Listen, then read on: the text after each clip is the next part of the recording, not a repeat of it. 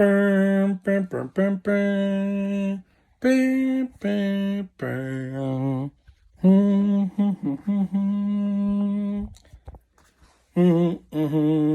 Yep, guys, I finally got back from the theater to see Superman 2025. I got my hat, I got my shirt, and I got my beautiful red cape. This was freaking phenomenal, guys. This is my favorite movie of the year. There's nothing that's going to even come close to giving me as much joy this year as this superhero movie, done by James Gunn, written by James Gunn, and he nailed every second of this movie. There were some problems, but nothing that really hindered the movie. The film starts off, in the beginning, they give a blurb. I'm not going to say any spoilers. There won't be spoilers here for the cameos or the two post-credit stingers. There's two post-credit stingers at the end. You should expect that. I'm not saying a word. One is short and cute, and the other one is just kind of a joke scene. That's about it. That's all I'm going to say. But yeah, this movie was awesome. Corn Sweat nailed the freaking character of Clark Kent and Superman. He made them so different from each other, and he didn't mope. He didn't look frowny. He does suffer a lot in this movie, but it's worth it because it shows his vulnerability. It shows his humanity. It shows that he isn't invincible. He has a weakness and they exploit it. And here they try to make him look like the bad guy, just like you saw in the trailers. That's why they're throwing stuff at him. But, it's Lex Luthor trying to plan his evil schemes against Superman like he always does. Loved Rachel Brosnahan as Lois. Jimmy Olsen was funny in the movie. You had Crypto was cute. He's mostly serviceable in the end. In the beginning, he's just, a dog that just likes to run around and fly around and do his own thing. But in the third act, he definitely redeems himself.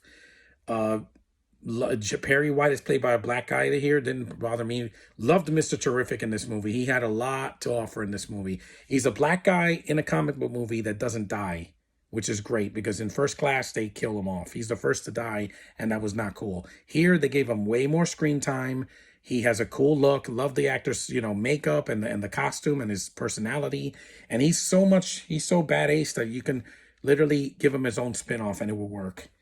I like the Metamorpho. He has a cool look. He has a subplot in the middle, which I'm not going to mention because it's a very emotional scene that I got. That was one of the few scenes in the movie I got teared up. I definitely teared up at the end. I do. I'm human, Josh. I'm human. See? I'm human flesh, and I can feel things. A movie doesn't have to manipulate my emotions to get a reaction out of me. The ending made me tear up because I love the film. I'm like, that's a love letter to fans that have waited so long for this. It didn't have to do the secret identity thing as much, with Lois and Clark. You get what if you've seen Superman and Lois on the CW, you know what I'm talking about. The Pa Kent, they're in the film long enough. Green Lantern did not ruin this movie. Josh was like, this guy is going to destroy this movie. Nathan Fillion made me laugh. He's in it enough so he's not overshadowed. He doesn't overshadow Superman in the movie, and he is part of the plot. He's not just a cameo saying, hey, look, remember this guy? No, this is Guy Gardner, who's supposed to be a douchebag, and he's supposed to be arrogant, and he's supposed to be the team leader. It's all about him. But he does something selfless at the end. He's not a villain. And the CGI looks way better with this Green Lantern than we got in 2011. Isabella was fine as Talk Girl. She just does her thing. The film has a great looking scale. The cinematography is amazing. The effects look great. The makeup is fantastic. The action scenes blew my freaking mind. I cheered. There was a cameo in this that made me laugh. I was cheering. People were cheering because it's a Easter egg for something coming in August. Not going to say who it is though. And also at the end, yes, there's a cameo from someone who I'm intrigued, but I got to see more of this character. Hintity hint. That is coming next year in 2026. Maybe this can work if they stick the landing, because last time it did not work. And the last time I cared about her was on the CW show. Again, that's a hint. But she's in the movie, but at the very end. She's not in the beginning. The film, like I said, there's some problems. There's some side villains I don't care about in this movie. You got the engineer, the lady with the black spikes that you saw in the trailer. She's kind of just there. Ultraman, better in the Japanese tokusatsu shows. This is not the same Ultraman. This is another version of Superman in a way, in a suit. Nicholas Hoult, didn't care for him as Lex Luthor. I know that's going to be a hot take, but it was his acting horrible? No. He was better than Jesse Eisenberg only because he's not a cartoon character. But you hate this character so much because of what he does to Superman throughout the film framing him and then hurting him and all that. You hate him for that, but you're never going to be Gene Hackman, dude. May he rest in peace. He's the better Lex Luthor. He's more intimidating. And Holt, when what happens to him in the third act made me smile. I was like, you get exactly what you deserve for ruining First Class for me and Days of Future Past and all these X-Men movies you didn't belong in.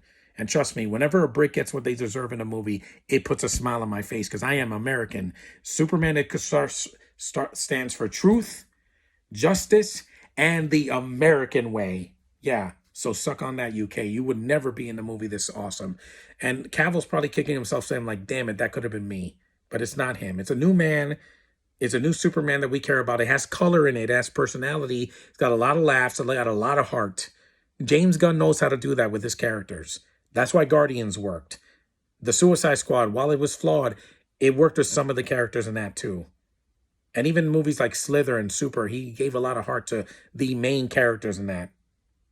And he knows how to handle an ensemble without it feeling like a cluttered mess. Everybody that loved the Spider-Verse should love this too, because this is not as overstuffed as that. Across the Spider-Verse was really good, but it needed like 5 less characters. This, 1 or 2 would have been fine. Some side characters. There's a blonde girl named Eve that's in the movie. That's with Jimmy Olsen. You have Cat Grant. She has a cameo in the movie. You have some other characters from these 2 countries that are warring. I'm not going to say much about that, but the movie didn't lie to me. It gave me what I wanted, just like the Mario movie did 2 years ago, and just like Deadpool and Wolverine. Enough nostalgia without it feeling like a rehash of the Superman movies we've seen already, with Christopher Reeve and Brandon Routh and Cavill and all these animated ones. No, it does its own thing. It's a reboot and not a remake, prequel thing that they've been doing with Jurassic World, Star Wars, and with some of the Marvel movies we get now. It's just better. There's a reason this is going to beat Thunderbolts. There's no way Fantastic Four, the first step, is going to be better than this. You couldn't pay me enough to see that in the theater, because the cast alone is going to be the problem for me personally. This man got the job done. Corn Sweat embraced the character, and he made Christopher Reeve proud. And he entertained me throughout the 2 hours and 9 minutes. It didn't slag like freaking Man of Steel did or BVS. It definitely gave me enough without making it feel like a slog. It's not 2.5 hours. It didn't need to be. It was short and sweet, 2 hours and 9 minutes. You get in, you get out, you entertain the fans, and you want them craving more. That's what I want from this new DCU plan. Not let's rush every character that we didn't use last time. They put a Green Lantern here, and he has enough screen time. End of story, Josh. I don't want to hear your comments. This didn't ruin the movie for me because he isn't enough of the movie. Really, it's Mr. Terrific that gets most of the screen time of the Justice Gang that they call themselves. And he lives up to that name. He is terrific. I give him an A for effort, because that actor could have been like, oh, he's the token black guy that's going to crack jokes and be forgettable. No, he's a good character in this movie. And he looks just like he did in the comics, and that's worth it. With Josh saying black people can't sell a movie anymore, well, this guy did. And I would love to see him get his own spinoff on Max or something, because he's a great character. You can't let this character go. He nailed it. Like, he's terrific, and he definitely nailed it. Was this better than The Flash? Oh, hell yeah, it was. This was easily my favorite movie of the year. Flash couldn't even crack my top 10 because of the bad CGI at the end, and also that it was too long and too overstuffed.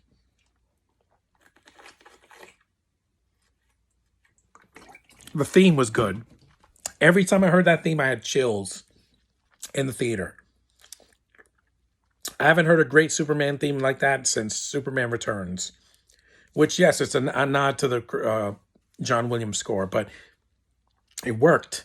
That's what people want to see about Superman. Not dark and brooding, not him getting people killed, not 15 flashbacks in 5 minutes, not a British guy that can't hold an accent. No, they want something familiar, but new at the same time.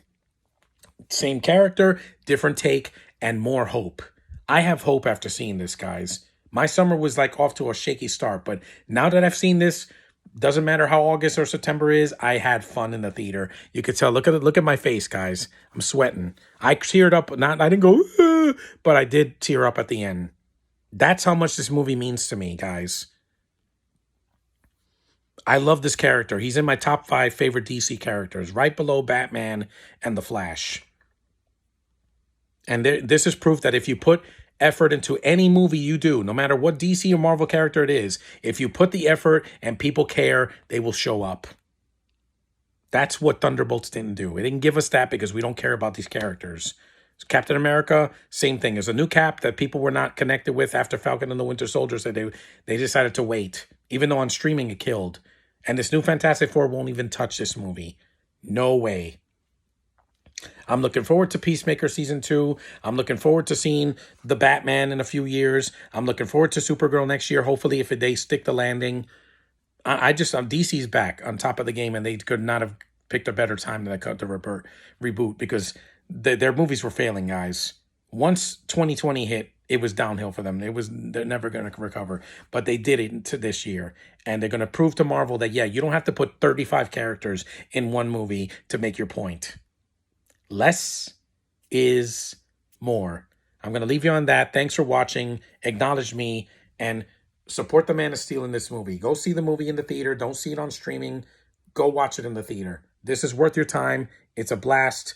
And it freaking kicks the crap out of Man of Steel any day. And I'm so happy. And I couldn't be happier sitting in that theater with my cape, my hat, and my shirt, just having the greatest time of my life.